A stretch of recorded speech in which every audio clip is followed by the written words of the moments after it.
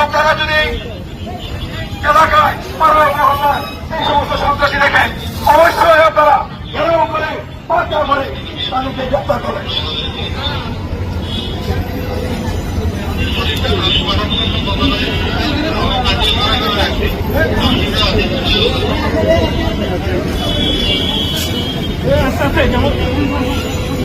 চাঁদাবাদ বিস্তারকারী শুধু সাজ্জাদকে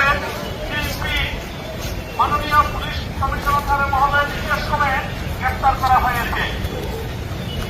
এই শুধু সাজ্জাদের মতো যদি আপনাদের সাজ্জাদের মতো পরিণতি হবে। রাষ্ট্র কোনদিন কোন সন্ত্রাসের কাছে হার মানবে না। আমাদের এই চট্টগ্রামে সন্ত্রাসীর বিরুদ্ধে আমাদের সিএমপি মাননীয় পুলিশ কমিশনার মহোদয় বিরুদ্ধ টলারেন্স ঘোষণা করেছেন। রাষ্ট্র কোনদিন সন্ত্রাসীর কাছে হার মানবে না।